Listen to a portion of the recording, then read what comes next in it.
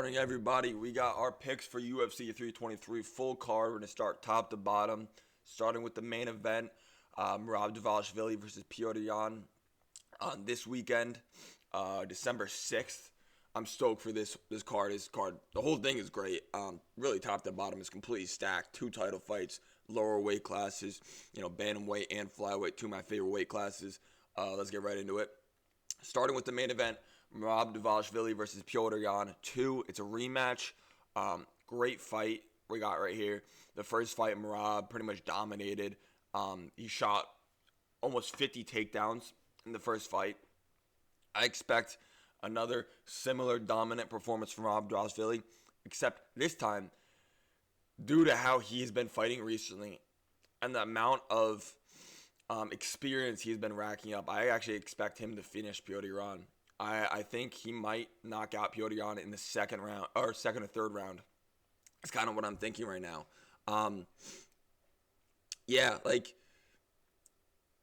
Listen, Petr Yan is good. He's on the back end of his career, though. We have seen him slow down. He doesn't have the knockout finish ability that he used to. Merab seems to, on the other hand, be getting better every fight. In every fight, in that he's fighting 4 or 5 times a year. It's absurd. The level he's fighting at and the amount of time he's fighting. The amount of times he's fighting in a year. Listen, I think he's going to level up here. I think we're all going to see it. I think he's going to finish Petr Yan. Like I said, second or third round, I think he's going to knock him out.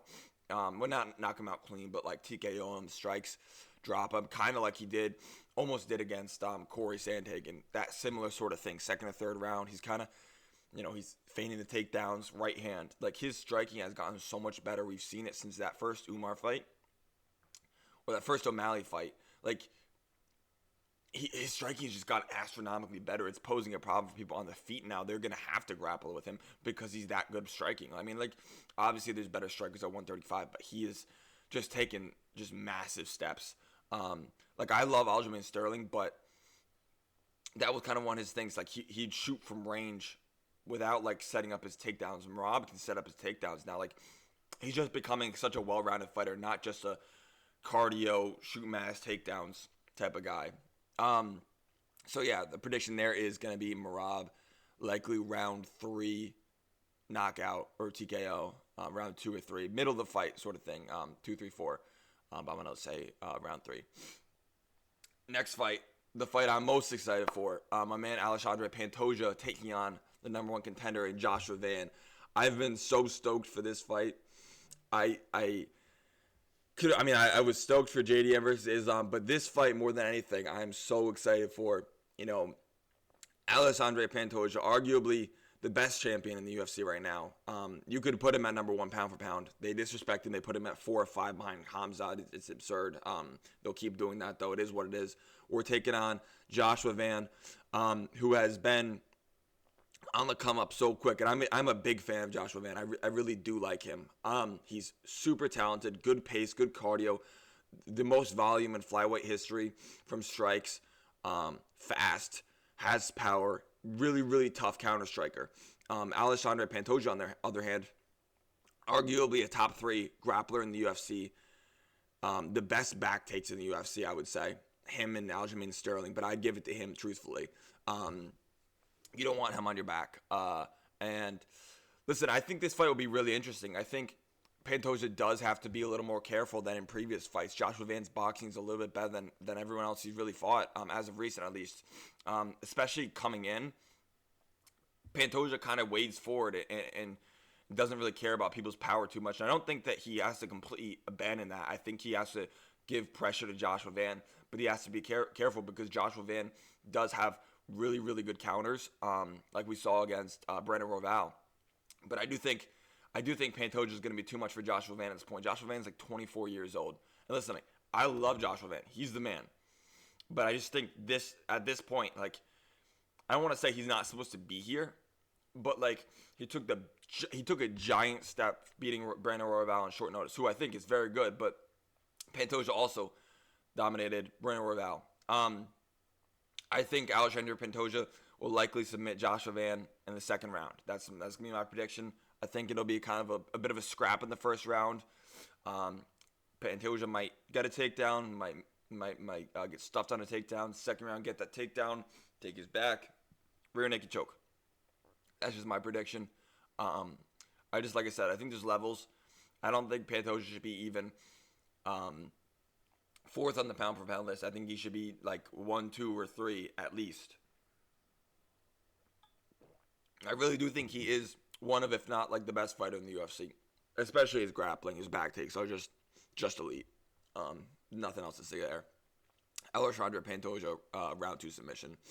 Moving on, we have Brandon Moreno and Tatsuro Taira, another flyweight fight. I mean, this whole card is like is lower weight classes. Like I don't even know if we have a heavyweight fight on this whole card.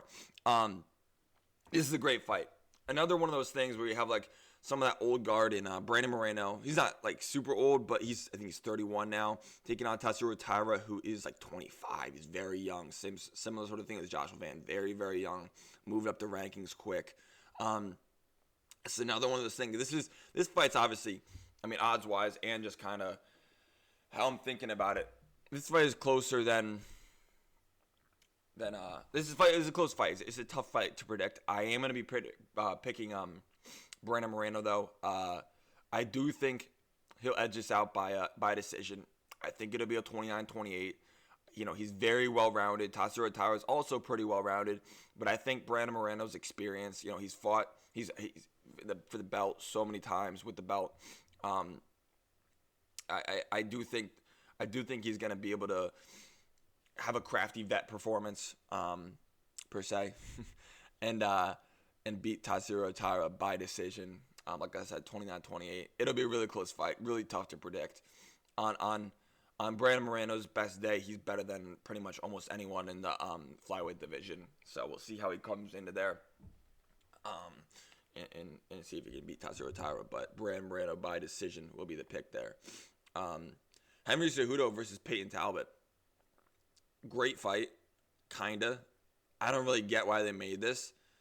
I shouldn't say great. It's interesting. I mean, it'll be intriguing.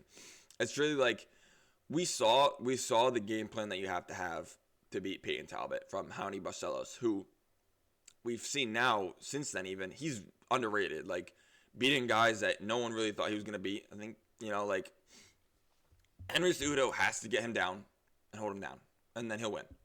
It's really that. The problem is, Peyton Talbott is huge compared to him. He's got to be really, really careful about knees and elbows coming in. I could really see Peyton Talbott chinning him, and that's what I'm gonna predict. Is I think Peyton Talbott might chin him with a knee coming in. Like maybe the first round, Henry Cejudo gets him down, holds him down. Peyton Talbott second round knee drops Henry Cejudo and finishes him, and then Henry Cejudo retire. I really like, as much as I would love to see Henry Cejudo get a win here, I just don't really see it. I think Peyton Talbott is a little bit too dangerous, but like I think maybe he'll stuff a couple takedowns in it, and like I said, finish Henry Cejudo with a knee. So I'm not, again, can't really say which round per se, but Peyton Talbott by finish is gonna be the prediction there. Likely. Moving on, we have Jan Blachowicz versus Bogdan Guskov. This is a good fight. So Jan Blachowicz, I thought he beat Carlos Ulberg, who could be fighting for the belt next. I thought he did beat Carlos Ulberg. It was a really close fight, really competitive. Jan is old, but he still has it. He still really does have it. Bogdan Guskov is a solid fighter. Been an underdog in a couple of those last few. Nikita Krylov, I think, was an underdog there. And he put him out quick. I picked him in that one as an underdog as well. But I will be picking Jan Blachowicz in this one. I still think he does have it. I think Jan Blachowicz will win by decision. I don't think he's going to finish Bogdan Guskov. I don't know how much of that finishing ability he has anymore, but I do think he has enough experience to get this one done by decision. That will be my prediction there. Jan Blachowicz, probably 29-28, maybe even a 30-27. Pretty dominant, veteran performance there. Another great fight. This is really, really good fight. Grant Dawson versus Manuel Torres. I really like both these guys. Grant Dawson, really likable guy. Can be quite fun. good wrestling. Manuel Torres, though, I don't know why he's a plus 170 underdog. That doesn't even seem right. What? I don't bet anymore, but I would actually put a bet on Manuel Torres. That, like I said, I really like Grant Dawson, but that just does not seem right to me.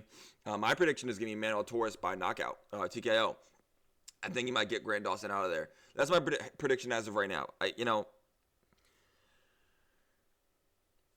Hold on a second. All right. We're sticking with that prediction. We are sticking with Manuel Torres by finish. Listen, I really like Grant Dawson. And this fight is super 50-50, but Manuel Torres by finish has to be the pick. He's so dangerous. He's lost Ignacio Bahamondes. I'm going to be really annoyed if Grant Dawson wins this by decision, which I kind of feel like he might. But at the same time, I could see Manuel Torres just chinning him. Grant Dawson has been chinned before by lesser fighters and guys like Bobby Green, which I lost, or I didn't lose a ton of money on that, but it fucked up a parlay for me. Anyways, it was worst ending of the night of fights I remember for betting, at least.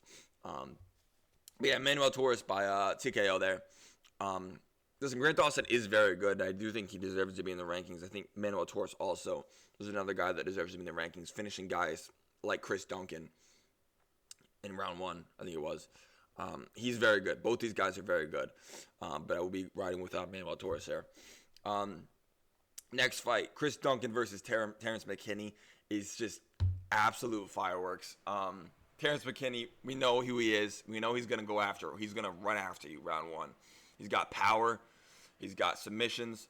But you know who else also has power and submissions and is dangerous and is ready for a fight is Chris motherfucking Duncan. A problem 155. Shout out Chris Duncan. I'm picking Chris Duncan here. Round 1 finish. I think he's gonna chin the fuck out of Terrence McKinney. He's gonna put him out. I mean, listen. Terrence McKinney, I like him. I like the way he fights. He fights like a real one. But Chris Duncan is good. Like, he's not just gonna be going after. He's also got. He's good. He couldn't make a genuine push up in the rankings. That's how good I think he is. You know, he's been an underdog. I picked him, I think, in every one of his recent fights as an underdog. He fought in his last one. Mateusz Rebecki was an underdog. I picked him there. Jordan Vricenich was an underdog. I picked him there. Blachowicz, underdog. I picked him there. I'm going to keep riding with him. I did also pick him in against Manuel Torres. He did lose that one. Don't care. No. I'm picking him again, though. I'm riding with him. It's my man. Chris Duncan by finish, round 1. I'm so stoked for that fight. That's going to be absolute fireworks. Oops. Fuck. Shit. That's going to be absolute fireworks. Yeah. Macy Barber versus Kareem Silva. Macy Barber decision. Listen, Kareem Silva is pretty solid. Macy Barber is pretty solid as well. Pretty well-rounded. I think she's going to be a little bit better. I think she's more output. I think like a 5 significant strikes per minute clip, pretty solid, especially women's MMA. That matters. Just throw volume in women's MMA matters. Volume and a takedown. I think Macy Barber will win this by decision. Another good fight, Nazim Sadykhov versus Ziam. I'm going to be riding with the underdog here in Nazim Sadykhov. I think he's a little bit better, a little bit bigger, more volume. Yeah, I mean, listen, this is another pretty 50-50 fight. It's a good fight. Nazim Sadykhov has to be the pick, though, just based on recent performance between the two. But, yeah, should be a good fight. Bruno Ferreira versus Marvin Vettori. We're going with Bruno Ferreira. Listen, Marvin Vettori's been in the rankings for a long time, and I think this is the end of it. I know he has an insane chin. He's crazy durable. I think Bruno Ferreira might put him out. He's got nasty power. I think Marvin Vettori's on that back end of his career.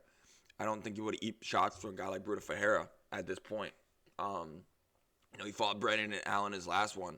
Who doesn't have power like Bruno Ferreira does?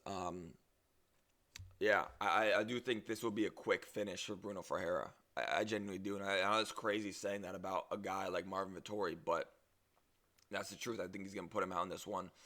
Bruno Ferreira round 1 or 2 finish in that fight.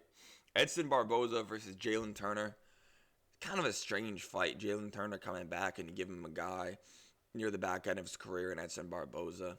I just don't really get it, but it's all right. I mean, I look forward to it. Should be fun. Both these guys are entertaining to watch. I just don't think Edson Barboza has that finishing ability and that durability they used to have at this point. He's old now. I think Jalen Turner might finish him here with like a head kick or something. Jalen Turner, we've seen him before. He's very dangerous. You know, he really is. He has finishing ability. He's got the build for MMA. It's just he never seemed to put it together, but now he's back. Maybe he got mentally right. He'll come back and make a push. I think Jalen Turner will finish him at round 1 or round 2 there. Ivo Baraniewski versus Ivo Aslan. We are riding with Iwo, not Ibo, from Poland. Round 1 finish, taking the new guy. It's kind of a mid-fight. Ivo Aslan's been getting finished recently. I think Ivo will knock out Ivo Aslan probably round 1 there. Don't want to break that down too much, but Ivo looked pretty decent. I think he finished a fight. I shouldn't say decent. He looked really good. He finished a fight in like 20 seconds on Dana White's Contender Series. So yeah, riding with him. Mansur Abdul-Malik versus Antonio Trocoli. Mansur Abdul-Malik will probably go with him. Round 1 finish. Anthony Trocoli has been finished in his last 2 fights, like round 1 or round 2. Got finished by Sharon Magomedov, who we've seen. I mean, we've seen he's all right, but he's not that great. Mansur Abdul-Malik is supposedly very, very good. He's got power. I think he's going to put out Antonio Trocoli. He's like a minus 1,000 favorite. Doesn't have it up on here, but he's a giant favorite. I think he's going to put him out pretty quick. And then ending with the first fight of the night, Muhammad Naimov versus Myron Santos. This is an interesting one. Good card opener. I'm going to be riding with Muhammad Naimov as the underdog.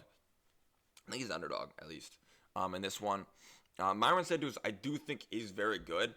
I just think this will be a really difficult fight for him. Stylistically, Muhammad Naimov is very good, I think.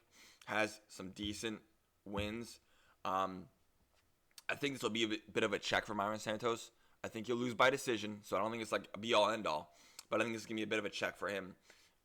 We've seen holes in his game. I think Naimov will expose those holes a little bit, win this fight by decision. 29-28. I think it'll be a close fight. It'll be a good card opener. I'm looking forward to it. This whole card, just kind of recap it. This whole card is just absolutely great. This whole thing, top to bottom, every fight really on here. There's no fight that I'm like, even the women's MMA fight, it's just nothing that I'm like, oh, that's going to be a dud. This whole fight is fireworks top to bottom. I'm stoked for this. I love the lower weight classes. We got 2 flyweight fights, a bantamweight fight, or 3 flyweight, or 2 flyweight, 2 bantamweight on the main card. That's awesome.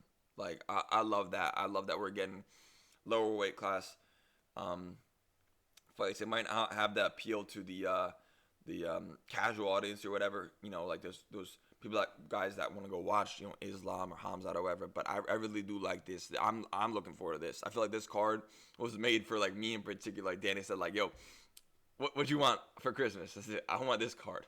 But yeah, all I want for Christmas, Alexandre Pantoja round 2 submission. That's all I want, to be honest. But yeah, I'm stoked for this. I appreciate you guys watching. If you guys could subscribe, I'm trying to get to 100 subscribers by the end of the year. We're like 21 away. So yeah, I appreciate you guys. And then yeah, I hope you guys have a good week, and I'm looking forward to the card Saturday. Enjoy. Peace.